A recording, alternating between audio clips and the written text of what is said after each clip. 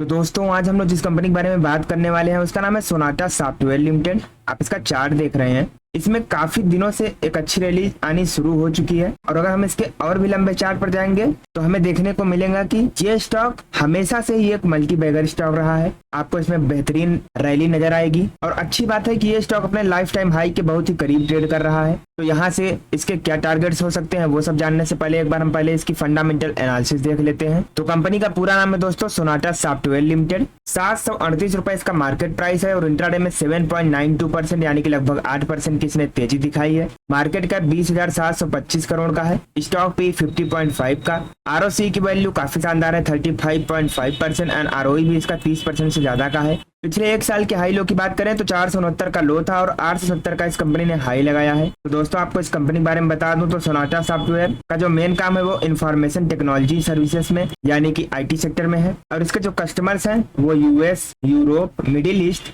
Australia and India से हैं। ये दोस्तों पिछले एक साल का इसका चार्ट है। आप देखेंगे इसमें क्या बेहतरीन रैली आई, लेकिन उसके बाद ये स्टॉक नीचे की ओर भी आया लेकिन अब फिर से ऊपर जाने को तैयार हो रहा है। तो अगर हम इसके प्रोज एंड कॉन्स की बात करें तो अच्छी बात है कि इसका जो आरओई है पिछले 3 सालों में वो 34.8% की रेट से बढ़ रहा है। कंपनी का जो डिविडेंड है वो काफी ज्यादा हाई है 69.6% और इसका जो सेल्स ग्रोथ है वो भी पिछले 10 सालों में अब काफी तेजी से बढ़ रहा है। वहीं पर अगर हम इसके कॉन्स की बात करते हैं तो इसका स्टॉक अभी 14.7 टाइम्स बुक वैल्यू पर ट्रेड कर रहा है जो कि थोड़ा सा ओवर वैल्यू हो चुका है। इसके पीयर कंपैरिजन की बात करें तो आईटी सॉफ्टवेयर में यह काम करती है जिसमें आपका ओरेकल फाइनेंशियल सर्विसेज हो गया, PB Fintech, KPIT Tech, Tata Elxsi, Coforge, Tata technology services, Cyient जैसी और भी शानदार कंपनियां हैं जो कि बहुत ही अच्छा काम कर रही हैं। सोनाटा के अगर हम क्वार्टरली रिजल्ट्स की बात करते हैं तो इसका जो सेल्स ग्रोथ है वो मार्च 2021 में 1076 करोड़ का था, मार्च 2022 में 1464 करोड़, मार्च 2023 में 1914 करोड़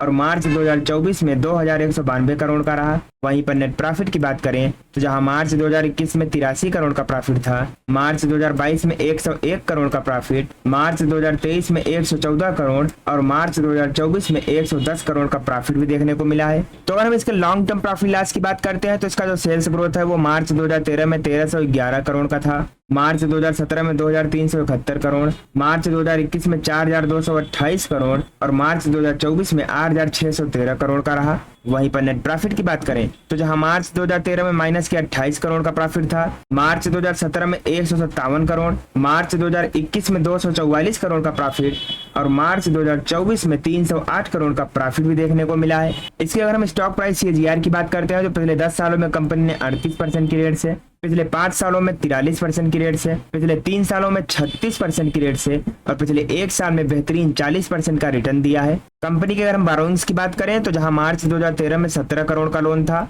मार्च 2017 में 55 करोड़ का हो गया, मार्च 2021 में बढ़ते बढ़ते 185 करोड़ और अभी मार्च 2024 में बात करें तो कुल 765 करोड़ का लोन है कंपनी के ऊपर। जिसकी तुलना में अगर हम टोटल एसेट की बात करते हैं तो जहां मार्च 2013 में 554 करोड़ का एसेट था, मार्च 2017 में 1198 करोड़ का एसेट, मार्च 2021 में 1947 करोड़ का एसेट और मार्च 2024 में बढ़कर 5061 करोड़ का एसेट हो गया है। जिसकी तुलना में अगर हम लोन की बात करें तो सिर्फ और सिर्फ 765 करोड़ का है। तो लोन से रिलेटेड उतना कोई खास चिंता की बात यहाँ पर नहीं है। कंपनी के शेयर होल्डिंग पैटर्न का अगर हम डिस्कशन करते हैं तो प्रोमोटर्स की हिस्सेदारी जहां सितंबर 2021 में 28.17% थी, जून 2024 में भी 28.17% ही है, यानी कि कोई भी हिस्सेदारी यहाँ पर न बेची गई है न खरीदी गई है। लेकिन दोस्तों यहाँ पर हिस्सेदारी इनके पास बहुत ही कम है, सिर्फ और सिर्फ 28% का। ये सोचनीय है।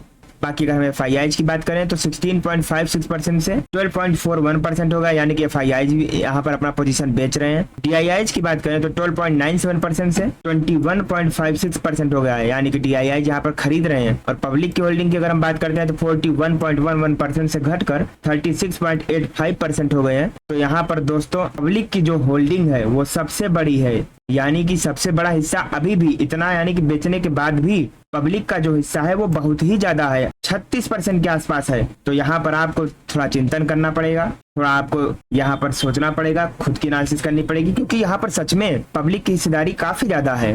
तो दोस्तों अगर हम सोनाटा सॉफ्टवेयर की फोरेंसिक एनालिसिस करते हैं तो इसमें आपको 10 पॉजिटिव संकेत, 1 न्यूट्रल और 6 निगेटिव संकेत देखने को मिल जाएंगे। जैसे कि इनकी जो अदर इनकम है वो अच्छी आ रही है। रिटेल्स की जो होल्डिंग है अभी भी गुड टाइम टू बाई बता रहा है, लेकिन मुझे नहीं लगता कि यहाँ पर रिटेलर्स के लिए थोड़ा और पोजीशन बाई करना ठीक है, क्योंकि रिटेलर्स की होल्डिंग ऑलरेडी बहुत ज्यादा है। यहाँ पर प्रमोटर्स को खरीदना चाहिए, न कि रिटेलर्स को। बाकी डिप्रिसिएशन इफेक्ट की बात करें तो यहाँ पर थोड़ा ये लूज कर रहे हैं।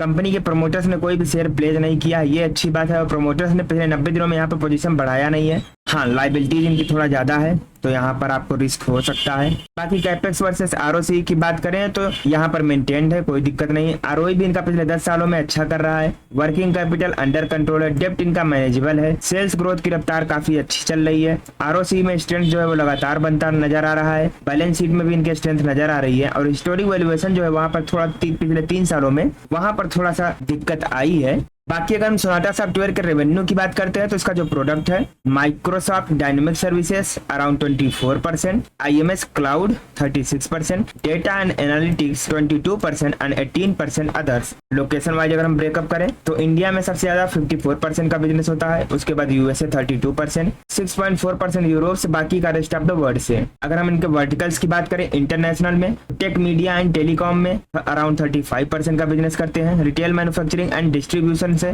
34.7% का, BFSI 13.9%, health care and life sciences 11.9% and 4% emerging sector से। ऑपरेटिंग प्रॉफिट का अगर हम ब्रेकअप करते हैं तो इंडिया से 26% का प्रॉफिट आता है, बाकी का 73.5% रेस्ट ऑफ द वर्ल्ड से।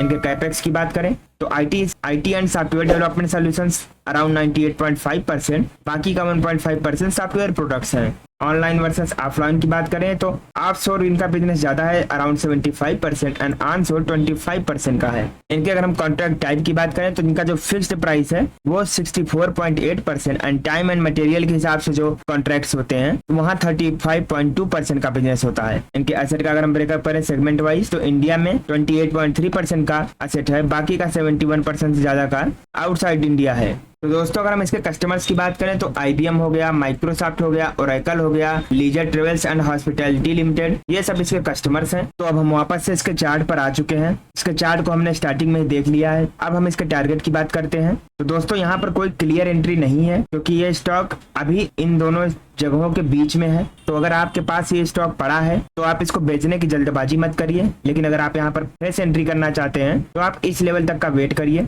यहाँ पर आने दीजिए। यहाँ पर आने के बाद अगर ये प्राइस एक्शन बना के फिर ऊपर निकलता है, फिर यहाँ से आपको काफी बड़ी रैली देखने को मिल जाएगी, जिसके बाद जो हमारा सबसे पहला टारगेट होगा वो लगभग 1100 का आसपास का पड़ेगा। तो दोस्तों वीडियो को लाइक करके कमेंट में जय श्री राम लिखना मत भूलिएगा।